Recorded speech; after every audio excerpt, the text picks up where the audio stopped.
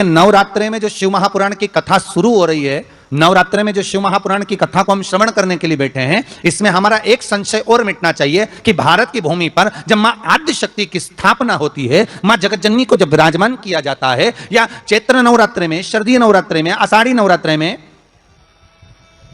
आदिकादिक पौष नवरात्रि में हम जगतजननी जगदम्बा की जब स्थापना करते हैं, या हम नूतन घर का प्रवेश करते हैं, या गणेश जी की स्थापना करते हैं, या कोई दुकान को प्रवेश करते हैं, या कोई शुभ कार्य करने के लिए अग्रण्य होते हैं, तो हम कलश की स्थापना क्यों करते हैं? आज शिव महापुराण में शुरुआत में अपन शिव और पार्वती की यही संवाद को लेकर चलते। आखिर कलश में ऐसा क्या है?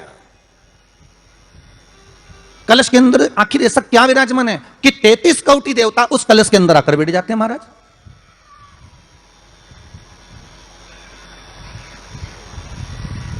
आप कोई यज्ञ करने जा रहे हो, आप कोई पोथी पुराण करने जा रहे हो, आप कोई अच्छा कार्य करने जा रहे हो, तो ब्राह्मण देवता कहते थे कलश की स्थापना होगी, कलश की शोभा यात्रा निकलेगी, कलश यात्रा निकलेगी, कलश विराजमान होगा।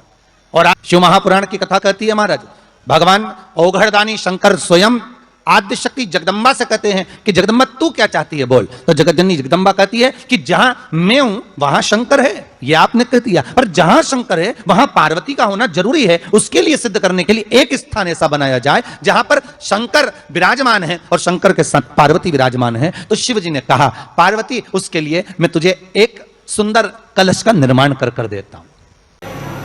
वो परमात्मा के पुण्य की रसीद है। घर में यदि एक बेटी का जन्म हो जाए तो समझ लेना कि उस भोलेनाथ ने तुम्हारे घर में एक रसीद सिग्नेचर कर दे दी है। ये रसीद ही कन्यादान करने के बाद तुम्हें पार लगा देगी, वो रसीद।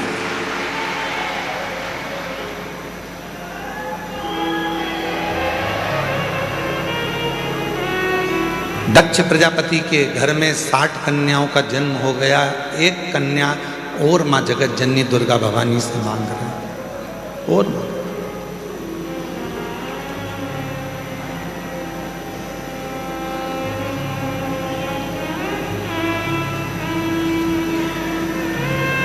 हे मां जगतजननी दुर्गा भवानी, मां हमारे घर में एक लड़की और हो जाए, एक बेटी और जन्म ले ले, एक बेटी का जन्म और हो जाए।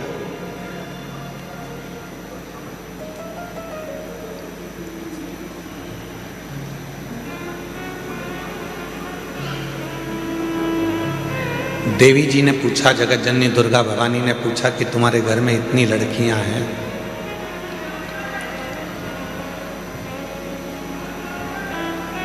पीछे की आवाज का ध्यान दे, तुम्हारे घर में इतनी बेटियां हैं, तुम्हारे घर में इतनी लड़कियां हैं, तो तुम्हें और लड़की की क्या जरूरत है?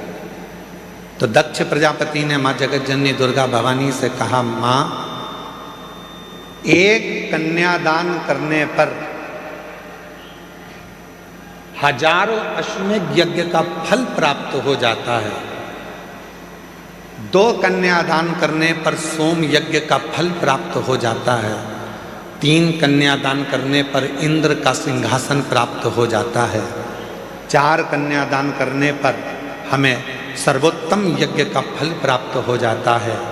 और जब हाथ से प्रति समय पर एक कन्या का यदि कन्यादान होता है तो हमारा वैकुंठ में निवास हो जाता है। ये शिव तत्व, ये शिव तत्व।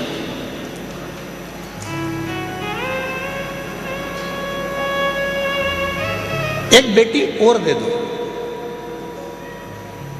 और दक्ष प्रजापति के घर में मां जगतजननी दुर्गा भवानी ने कहा कि बेटी ढूंढने के लिए कहाँ जाऊंगी या बेटी को खोजने के लिए कहाँ जाऊंगी, इसलिए मैं खुद तुम्हारे घर में, मां जगतजननी कहती हैं कि बेटी बनकर तेरे घर में आऊंगी, स्वयं तेरे घर में आऊंगी।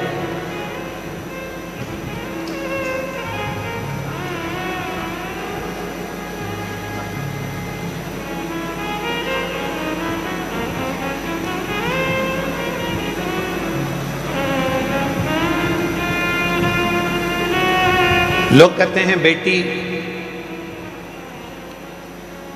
घर में जन्म ले ली। यहाँ हमारे जजमान परिवार में ठकराल परिवार बैठा हुआ है, वो ठकराल परिवार दिल्ली से।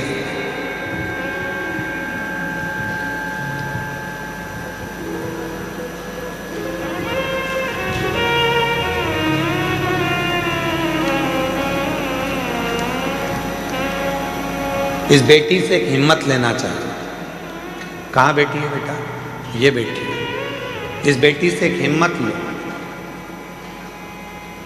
एक कथा का यजमान पद ग्रहण करने के बाद में जब यहाँ से जाती है तो बाबा से कहकर जाती है कि दूसरे फिर जजमान बनने के लिए तुझे व्यवस्था करना है, और ऐसी व्यवस्था करना है कि मैं अपने माँ बाप को कुबेरेश्वर धाम पर आकर यजमान पद ग्रहण करा दूं।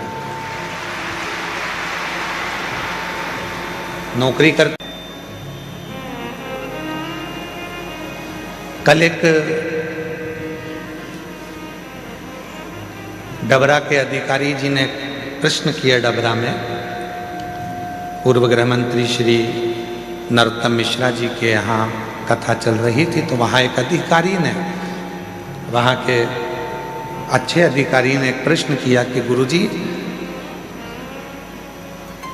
कथा बहुत होती हैं, पर आप जब शिवपुराण की कथा करते हैं तो ये आपकी कथा में बहुत सारी माताएं आती हैं, इसका कारण क्या है?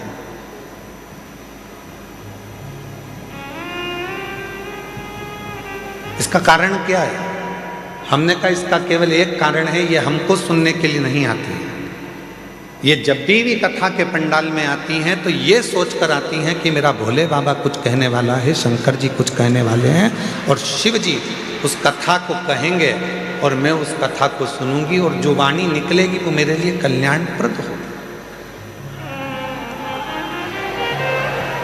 वो मेरे लिए।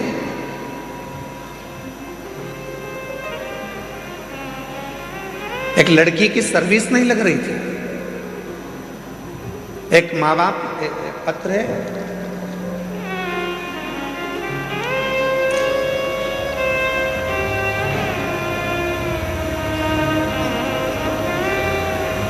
मेरा नाम शंकर महादेव, बावट इकर, मोबाइल नंबर ये है, मलकापुर जिला बुल्ढाना महाराष्ट्र से आए। कहीं बैठे हों तो हाथ हिला सकते हैं। आप ही हैं बाबा जी? मैं आपको नमन करता हूँ। ये वो पिता है, बेटी ने हिम्मत हार दी थी कि पापा मेरी कहीं जॉब नहीं लग रही है, मैं इतनी पढ़ गई फिर भी मेरी सर्विस नहीं लग रही है, कोई मुझे गवर्नमेंट जॉब नहीं मिल रही है। पिता ने अपनी बेटी से कहा कि वो सीहोर वाला बाबा कहता है कि मेहनत को 4 गुना कर, रात दिन एक कर दे, फिर एग्जाम दे। और बाप ने संकल्प लिया था कि मेरी बेटी की जैसी नौकरी लग जाएगी, जहां भी शिवपुराण की कथा होगी पैदल जाऊंगा। यवतमाल महाराष्ट्र से जैसे ही बेटी की सरकारी नौकरी लगी और वह बाप पैदल चलकर यवतमाल महाराष्ट्र से यहां पहुंचा है। आओ बाबा जी, आ जाओ, आप आ जाइए। मलकापुर जिला बुल्ढाना महाराष्ट्र से पैदल चलकर आए, और आज से नहीं निकले हैं, कम से कम 10 दिन 15 दिन पहले के निकले हैं। धीरे धीरे धीरे धीरे शिव का नाम लेते लेते, शंकर का गुणगान करते करते करते करते यहाँ तक पहुँचे। विश्वास,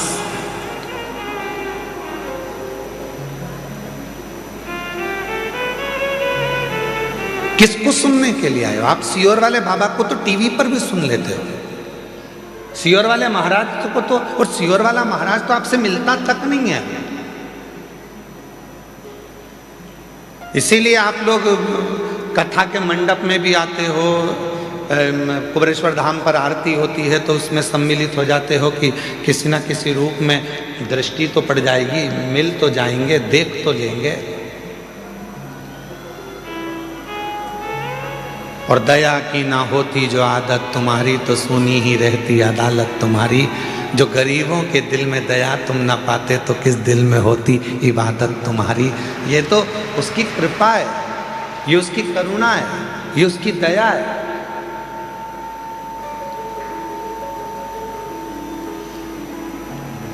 ये शिव की उदारता है। एक बेटी तुम्हारे घर में यदि है और उस परमात्मा से कहना, और फिर निवेदन करूं मेरी जीजियों, बेटे के जन्मदिन पर तुम फटाके फोड़ो चाहे ना फोड़ो, बेटे के जन्मदिन पर तुम नगाड़े बजाओ चाहे ना बजाओ, पर बेटी तुम्हारे घर में जन्म ले तो उस दिन खूब खुशियां मनाना कि मेरे घर में मेरे परमात्मा ने एक बेटी को भेज दिया।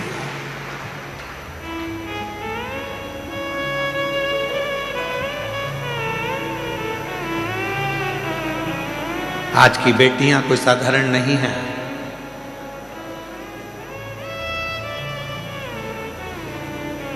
जो भारत की भूमि के लिए तत्पर आगे बढ़कर मिसाइलों को दागती है, और भारत की एक बेटी पूरे पाकिस्तान को हिलाकर आ जाती है, ये वो भारत की भूमि है।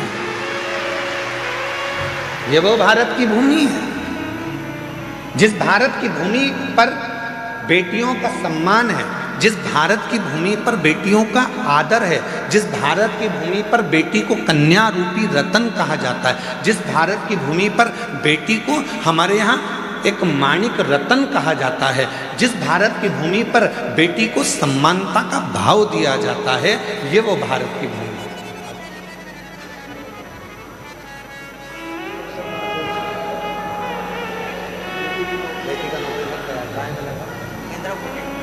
दया की न होती जो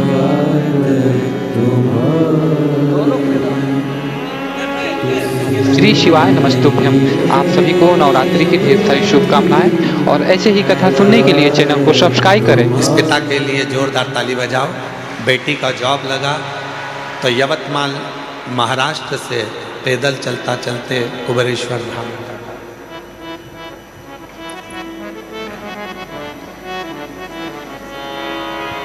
और कितनी बेटियां बैठी हैं यहाँ पर ढेरों। जितनी बुजुर्ग माँ हैं वो भी किसी ना किसी की बेटी हैं, जो युवान माताएं बैठी हैं वो भी बेटी हैं, और जो मेरी छोटी छोटी कन्या बैठी हैं वो भी बेटी हैं। कितनी बेटी हैं?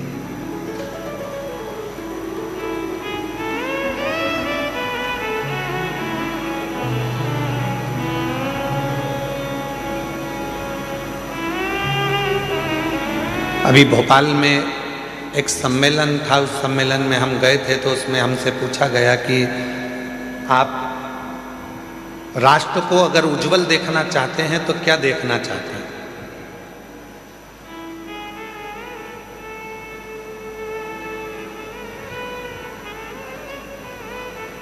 एक कार्यक्रम था, उसमें हमसे पूछा राष्ट्र को आप उज्जवल देखना चाहते हैं तो क्या देखना चाहते हैं? तो हमने कहा हम ये देखना चाहते हैं, अभी तक नारा था बेटी पढ़ाओ बेटी बढ़ाओ, हमसे कोई पूछे तो हम भी एक नारा देना चाहते हैं, बहू पढ़ाओ और देश बचाओ। कोई हमसे पूछे तो एक नारा हम भी देंगे कि जैसे तुम बेटी को पढ़ा रहे हो, जैसे बेटी के लिए तुम अपनी जान दे रहे हो, वैसे बहू को भी अपने घर में आने के बाद उसकी इच्छा पूछो, बेटा पढ़ना है, आगे बढ़ना है, तुझे कुछ करना है। जैसे बेटी के लिए हम तत्पर हैं, वैसे बहू के लिए भी तत्पर। बहू के लिए, वो भी तो बेटी है हमारी। एक सुंदर चरित्र है अशोक सुंदरी का। अशोक सुंदरी जी की उम्र थी 9 वर्ष। भगवान शंकर मां पार्वती की सुपुत्री अशोक सुंदरी 9 वर्ष की थी। काशी में भ्रमण कर रही थी, क्योंकि काशी उनको प्रिय था।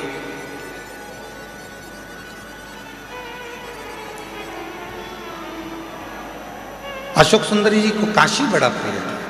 काशी में रह रही थी, काशी में भ्रमण कर रही थी, और भ्रमण करते करते काशी की धरा पर अशोक सुंदरी एक दिन बाबा विश्वनाथ जी के पास में पहुंच गई, अपने पिताजी के पास। जब जाकर देखा तो पिताजी तो तप साधना में लीन थे। अशोक सुंदरी ने देखा कि पिताजी तो तप साधना में लीन है, अब मैं किसके पास जाऊं? तो अशोक सुंदरी फिर दौड़ लगाई अपनी मां को खोजने लगी, माता पार्वती। उस समय पर मां जगतजननी जगदम्बा अंबा माता पार्वती मैया असुरों का संहार करने के लिए गई थी। मां जगतजननी को ढूंढ, पार्वती जी मिलती नहीं। अशोक सुंदरी आखिरी में ढूंढते ढूंढते श्री गणेश जी महाराज के पास में गई, गणेश जी भी नहीं मिले। षडानंद कार्तिकेय जी के पास गई, षडानंद कार्तिकेय भी नहीं मिले।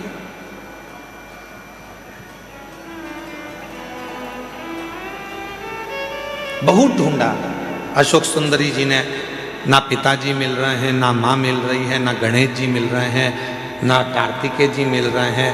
आखिरी में अशोक सुंदरी एक स्थान पर एक वृक्ष के नीचे बैठ गई, मौन होकर। और जो बात हमने आपसे पहले भी कही, आज फिर कहते हैं, जब तुम्हारे मन में अशांति उत्पन्न हो, जब तुम्हारे मन के अंदर बहुत ज़्यादा टेंशन हो, अशांति हो, चिंता हो, डिप्रेशन हो, कहीं मत जाओ। एक किसी वृक्ष के नीचे कुछ देर के लिए, ये प्रकृति ने जो हमको वृक्ष दिए हैं, ये हमारे डिप्रेशन को, हमारी अशांति को शांत करने के लिए दिए। किसी वृक्ष के नीचे 10 मिनट के लिए मौन होकर बैठ जाओ और बाबा के ओम नाद का स्मरण करिए। ओम नाद का स्मरण।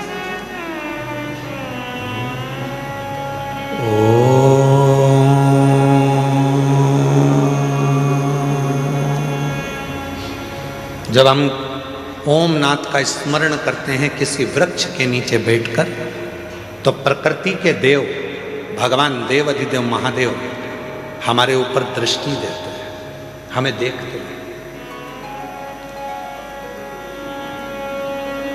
शिव महापुराण की कथा में लिखा है, गर्ग संहिता में लिखा है, पद्म पुराण में लिखा है, नर्मदा पुराण में लिखा है, स्कंद पुराण के रेवा खंड में लिखा है, जो पुण्य नदी के तट पर भजन करने में मिलता है, जो पुण्य तीर्थ में जाकर भजन करने में मिलता है, जो पुण्य घर से बाहर निकलकर भजन करने में मिलता है, वो पुण्य एक वृक्ष के नीचे बैठकर ओम का नाद करने से तुरंत प्राप्त हो जाए। वो पुण्य प्राप्त हो।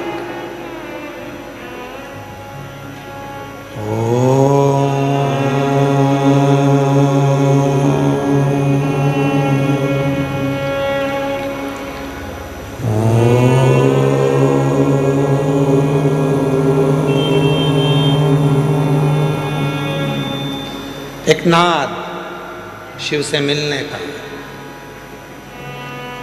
आप भी एक बार उच्चारण करिए, अपने नेत्र को धीरे धीरे बंद कर कर, पीठ को एकदम सीधा कर कर,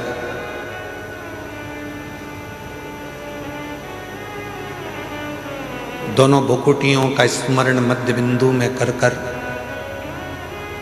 इस ओम को लंबी गूंज के साथ अपने मुख से उच्चारण करिए।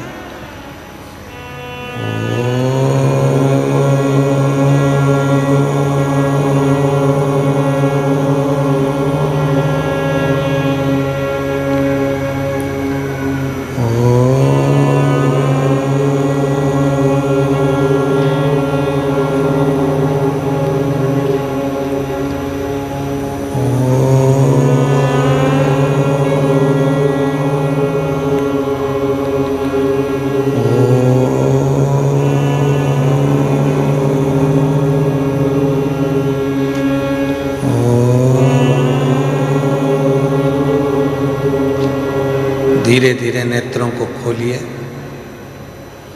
स्मरण करिए देवाधिदेव महादेव के किसी वृक्ष के नीचे बैठकर शिव हमको देख रहे हैं और हम उस शिव को महसूस कर रहे हैं। ऐसा लग रहा है कि हमारे पास में हमारा देव अधिदेव महादेव कुबेर भंडारी स्वयं आकर खड़ा हुआ है। वो नाद है, वो अशोक सुंदरी ने ओम का उच्चारण करा। अशोक सुंदरी ने नाद किया ओम का। शिव पुराण की विद्येश्वर संहिता कहती है, स्कंद पुराण का रेवा खंड कहता है, किसी वृक्ष के नीचे बैठकर जब हम लंबी श्वास लेकर ओम का उच्चारण करते हैं तो महादेव हमको देखते जरूर हैं। और वही हुआ। जैसे ही अशोक सुंदरी ने काशी में बैठकर ओम नाद करना प्रारंभ करा, शिव जी की दृष्टि पड़ी तो इतने में भगवान शंकर तो तप में लीन थे और अशोक सुंदरी उनको महसूस कर रही है कि मेरे पिता है।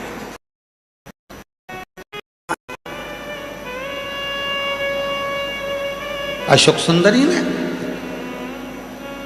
पिताजी बहुत प्यास लग रही है, पापा बहुत प्यास लग रही है, बाबुल बहुत प्यास लग रही है।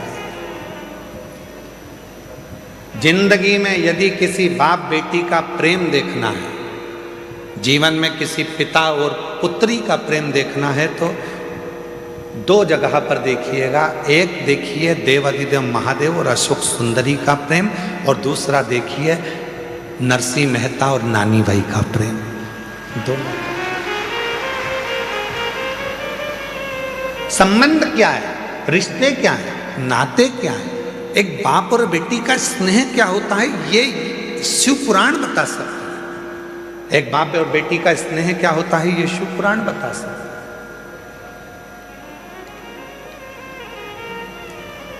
पिताजी मुझे बहुत प्यास लग रही है, बहुत प्यास लग रही है।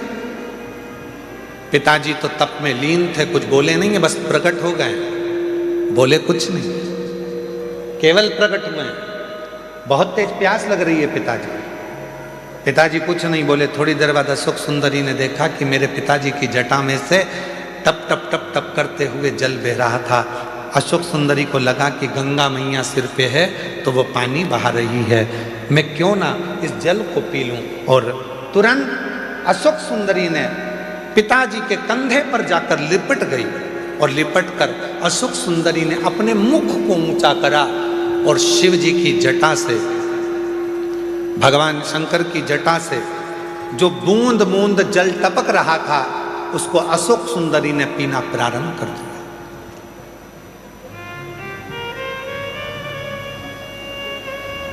तीन बूंद मुख में गई, चौथी बूंद मुख में गई, पांचवी बूंद मुख में गई, छठी बूंद मुख में गई और सातवीं बूंद जैसे ही मुख में जा रही थी, इतने में मां जगत जननी जगदम्बा अम्बा दौड़कर सिंह पर चढ़कर अपनी बेटी के पास दौड़कर आ रही थी।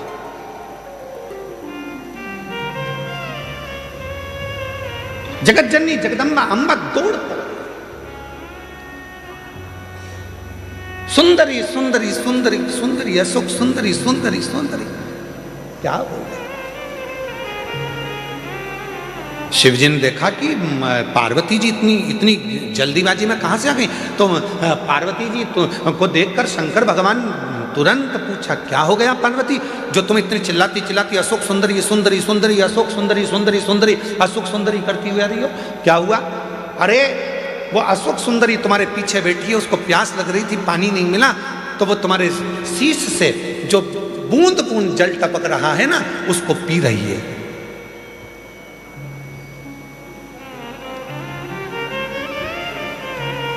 पार्वती जी बोली, वो बूंद बूंद जल को पी रही है। शिवजी बोले, तो गंगा ने तो जल नहीं टपकाया, गंगा ने तो एक बूंद जल नीचे नहीं गिराया।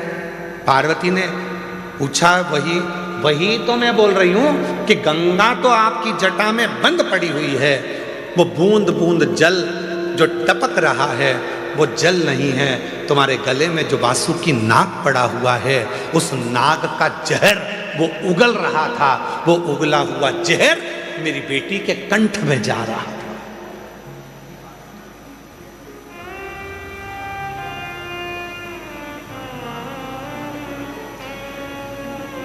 वो वासुकी नाग का उगला हुआ जहर मेरी बेटी के कंठ में जा रहा है, इसलिए मैं अपनी बेटी को बचाने आई हूं। शंकर भगवान बहुत तेज मुस्कुराए, हंस दिए शिव जी ने कहा पार्वती तुम मुझे जान नहीं पाई। सुन लेना दुनिया के लोगों, जो शिव जी पे चढ़े हुए जल का पानी पीने के लिए मना करते हैं, जल पीने का मना करते हैं, उनके लिए एक कथा प्रेरणा है। लोग कहते हैं शिव जी पे चढ़ा हुआ जल नहीं पीना चाहिए, वो कथा को ध्यान से सुनना। आज रुद्राक्ष महोत्सव 2026 के प्रथम दिवस की कथा को अपने चित्त में बिठाना। शिव जी हंसे, पार्वती से कहा पार्वती तू मुझे अभी तक समझ नहीं पाई है। पार्वती ने पूछा क्यों? तूने क्या कहा?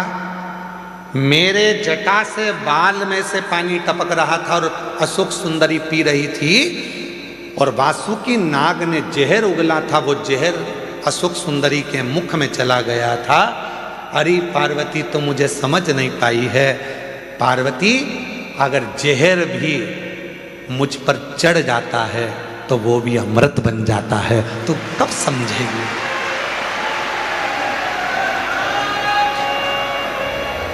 दुनिया के लोग कहते हैं शिव जी पे चढ़ा हुआ जल नहीं पीना चाहिए, उनके लिए यह अशोक सुंदरी और काशी का संवाद कहता है कि शंकर भगवान के जटा में गले पर कालिया विष अपना, वासुकी नाग अपना विष उगल रहा था, और वो विष जटा में से टपक रहा था, जिनको अशोक सुंदरी ने पी लिया था।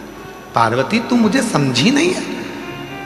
पार्वती एक बेलपत्र मुझ पर चढ़ती है तो वो औषधि बन जाती है, एक दुर्वा मुझ पर चढ़ती है तो वो औषधि बन जाती है, एक बेर मुझ पर चढ़ता है तो औषधि बन जाती है, एक चावल का दाना मुझ पर चढ़ता है धान्य, वो औषधि बन जाती है।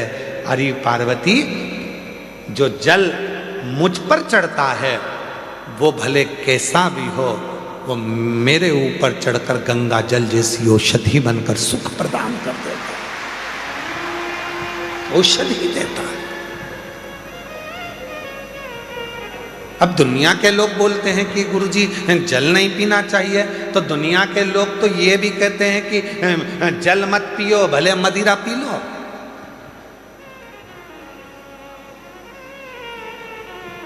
दुनिया के लोग तो बड़े बड़े अच्छे अच्छे हीरो भी गुटखे का प्रचार कर रहे हैं, खा लो गुटखा। दुनिया के लोग तो गलत गलत प्रचार कर रहे हैं, कर लो गलत काम।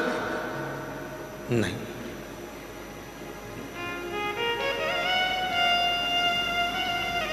शिव कथा कर रहे हैं,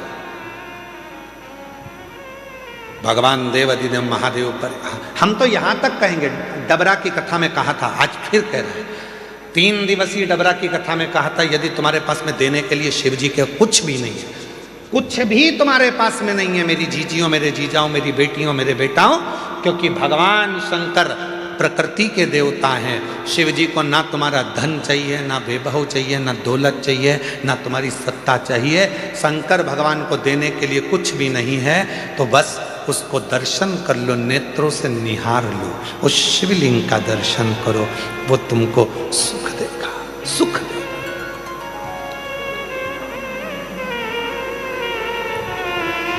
जब हम रात्रि को यहाँ पर पहुंचे, तो रात्रि में यहाँ पर आए तो एक माता जी ने एक पर्ची लिख के दरवाजे में सरका दी, तुम ऐसा मत करना। एक माता जी ने पर्ची लिखी और दरवाजे में सरका दी। हमने आशीष से बोला कि पर्ची उठाना जरा। आए थे, बस अंदर गए, प्रवेश करा और कमरे में जैसे पहुंचे तो पर्ची पड़ी थी, तो हमने उस पर्ची को पढ़ा। तो उस पर्ची में हमने कहा आशीष जरा पर्ची उठाओ। पर्ची उठाई तो उसमें लिखा था कि कंकर शंकर शिला के हम जल नहीं चढ़ा पाएंगे, तो हम दूर बैठ के भगवान की पूजन करें, आराधना करें, चलेगा? हमारा निवेदन है,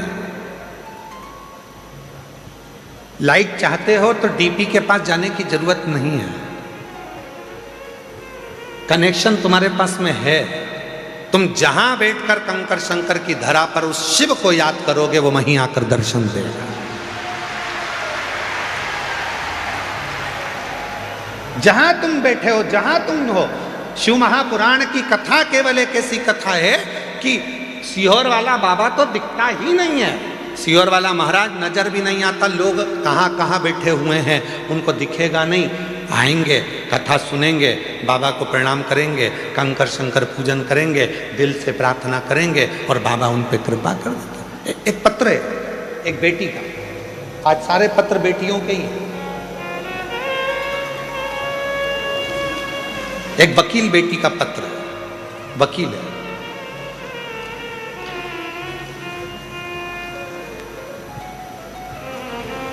मैं सरोज परिहार जोधपुर राजस्थान से आई हूँ। कहीं बैठी हो सरोज जी परिहार, आप ही हैं? ऐसा हाथ हिला दो एक बार वापिस जी। आ जाइए, एक बेलपत्र लेकर जाइए। मैं सरोज परिहार जोधपुर राजस्थान की निवासी हूँ। मेरा मोबाइल नंबर ये है। मैं और मेरी ननंद बाईसा आपकी कथा वर्ष 2019 से सुन रही हैं। हम दोनों पिछले 5 सालों से लगातार रुद्राक्ष अभिषेक में यहाँ रुद्राक्ष महोत्सव में आते हैं। ऐसा कोई साल नहीं गया जिस साल मुझे मेरे भोलेनाथ ने नहीं दिया। रुद्राक्ष महोत्सव कर कर जाती हूँ और 3 से 4 महीने में बाबा मुझे कुछ ना कुछ देता जरूर है। 5 साल से रुद्राक्ष महोत्सव में आ रही हूँ, 5 साल से लगातार रुद्राक्ष महोत्सव अटेंड करती हूँ, सुनती हूँ। गुरुजी, आपकी कथा बहुत दूर दूर होती है, सीहोर हमारे नज़दीक पड़ जाता है। हम लोगों के भाग्य हैं जो साल में 2 कथा गुरु पूर्णिमा की और रुद्राक्ष महोत्सव की मिल जाती है, तो हमारे तो पंडाल की कथा पूरी हो जाती है। गुरुदेव, मेरी 2 बेटियां हैं। छोटी बेटी, बड़ी बेटी का साथ में विवाह हुआ दोनों का, छोटी का भी बड़ी का, पर छोटी बेटी का ससुराल सही नहीं होने की वजह से उसको तलाक हो गया। उन लोगों ने बेटी के बारे में गलत उठाना चालू करा कि इसकी बच्चेदानी नहीं है, बच्चादानी खराब है, बच्चादानी है ही नहीं। ऐसी अफवाह उड़ाई कि बेटी दिन भर रोती थी। गुरुदेव, 2018 में मेरी बेटी की शादी दूसरी करा दी। मेरी बेटी वकील थी पर प्राइवेट, सरकारी। श्री शिवाय नमस्तुभ्यम। आप सभी शिव भक्तों को नवरात्रि की ढेर सारी शुभकामनाएं और ऐसे ही शिव भक्ति से जुड़े रहने के लिए चैनल को सब्सक्राइब करें। माँ, डॉक्टर के हिसाब से ऐसा लगता है कि मैं माँ नहीं बन सकती, क्या करूं? मैं अपनी बेटी को लेकर यहाँ आ गया और कथा सुनवाई बेटी को। कथा सुनने के बाद जब बेटी पहली बार यहाँ से गई, उसका गर्भ ठहर गया, पर ना जाने ऐसा क्या हुआ कि बेटी का जो बच्चा हुआ वो शांत हो गया। बेटी फिर टूट गई। मेरे से कहा, माँ मैं वापिस अभी नहीं जाऊंगी क्योंकि मेरा मन बड़ा दुखी है। तो मैंने अपनी बेटी से कहा, उसने तुझे पुत्र दिया था, उसने ले लिया, क्यों चिंता करती है, चल कथा में। बेटी को वापिस कथा में लेकर आई और बाबा की ऐसी कृपा हुई कि बेटी जब दूसरी बार कथा से गई तो वो सरकारी वकील बन गई। सरकारी वकील बन गई। तीसरी बार फिर कथा में आई तो उसका खुद का मकान बन गया और बाबा की ऐसी कृपा हुई, तीसरी बार कथा में आई तो बाबा की कृपा से उसका वापिस बाबा ने पुत्र दे दिया। ये शिव की। गुरुदेव, दुनिया के लोग इतना ताना देते थे कि दुनिया के लोगों का मुंह बंद कर दिया मेरे भोले बाबा। दुनिया के लोगों का मुंह बंद कर। शिव कथा करती है।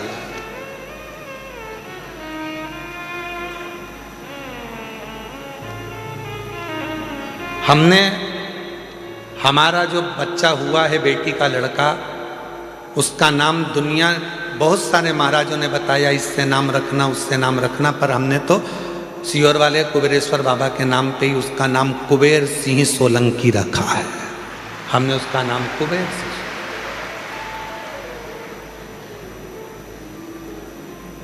इसमें एक लाइन माता ने लिखी कि मेरी बेटी इतनी टूट गई थी वकील होकर इतनी टूट गई थी कि वो अपने शरीर को नहीं रखना चाहती थी, इतनी टूट गई। हिम्मत दी शिव ने, सियोर वाले महाराज ने नहीं।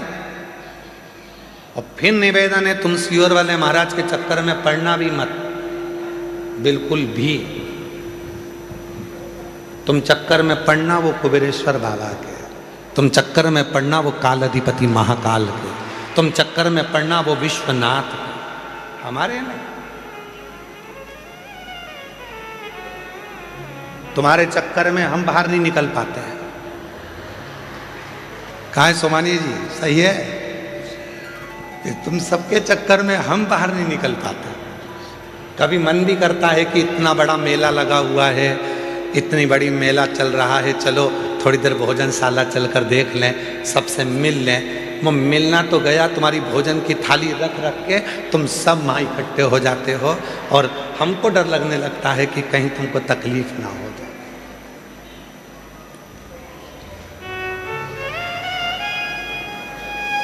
उसके चक्कर में रहो। हम तो बाबा के भरोसे चलते हैं। और देखो, हम हमेशा एक ही बात कहते हैं कि सियोर वाले बाबा से, सियोर वाले महाराज से मतलब मत रखो। इसीलिए कहते हैं क्या, हमको भी तो कहीं निकलने दो, घूमने दो, फिरने दो। पर जितना जितना मना करते हैं तुम उतने उतने बिगड़ी औलाद हो। तुम्हें जितना मना करो तुम सुधरते ही नहीं। फिर पीछा पकड़ लेते हो। आ जाओ।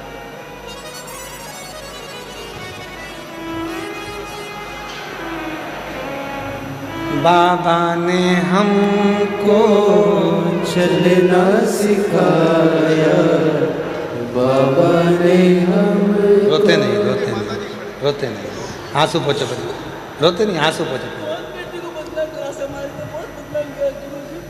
रोते नहीं, आंसू पोछो पहले, आंसू पोछो। अच्छा खुश होकर जा, बाबा ने सब सुन लिया ना, सब दे दिया, क्या सोचना। ये बेटी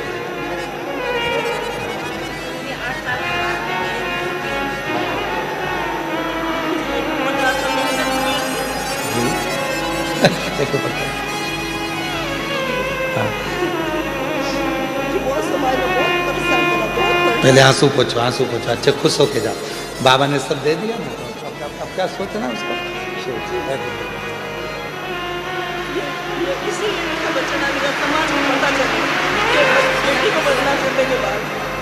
तो पता दो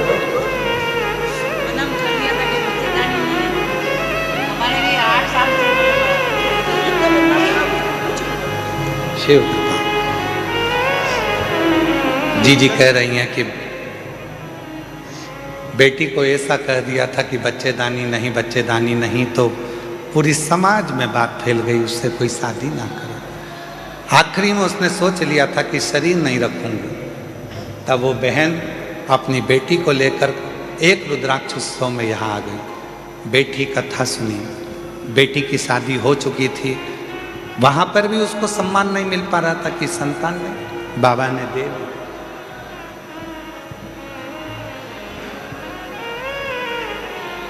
आवाज नहीं आ रही है क्या? शिव कृपा से, शंकर जी की करुणा जब होती है तो अपने आप सब कार्य होता है। इसीलिए आप लोगों से फिर कहते हैं, ऐसे दयालु नाथ से रिश्ता बनाइए। मेरी जीजियों, जितनी मेरी जीजी जीजा हैं, जितनी स्तुति हम करें उतनी स्तुति आपको करना है। हम भी बोले और तुम भी बोलो साथ में। तुम्हारी आवाज और हमारी आवाज दोनों मिले तो आनंद। ऐसे दया रिश्ता बनाइए, ऐसे दयालु नाथ से रिश्ता मिलता रहेगा आपको जो कुछ भी चाहिए, मिलता रहेगा आपको जो कुछ भी चाहिए, ऐसी करिश्मा होगा जो हुआ कभी नहीं, ऐसा करिश्मा होगा जो हुआ कभी नहीं। मांगा है भोलेनाथ से वरदान, मांगा है भोलेनाथ से वरदान, तेरी दया बनी रहे जब तक है जिंदगी, तेरी कृपा बनी रहे जब तक है जिंदगी। मांगा है भोलेनाथ से वरदान, मांगा है भोलेनाथ से वरदान। उसकी कृपा, उससे संबंध, वो नाता, वो रिश्ता, वो तुम्हारा हो जाए।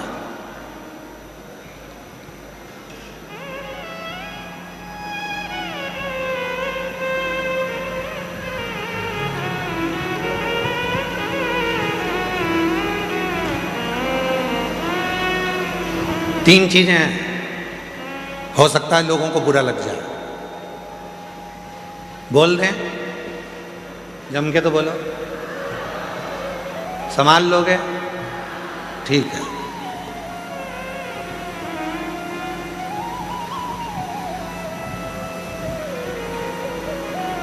वो कुत्ता किसी काम का नहीं जिसको पालो और अपने को ही काट लो। यार पूरा सुनो, अभी नहीं बजाना, अपने को धर लो। वो कुत्ता किसी काम का नहीं जिसको पालो वो ही काट ले। वो पैसा किसी काम का नहीं जिसको कमाओ और हमको ही बिगाड़ दे। और वो संबंध किसी काम का नहीं जो वक्त पड़ने पर हमको ही निपटाने का सोच ले। वो रिश्ते, वो नाते, वो संबंध, वो हमारे अपने रिश्ते जिनको चाहिए कि हमको उन्नति की सीढ़ी पर चढ़ाए, वही हमको खाने को जोड़ दौड़ जाए, तो वो रिश्ते किस काम के, वो संबंध किस काम के।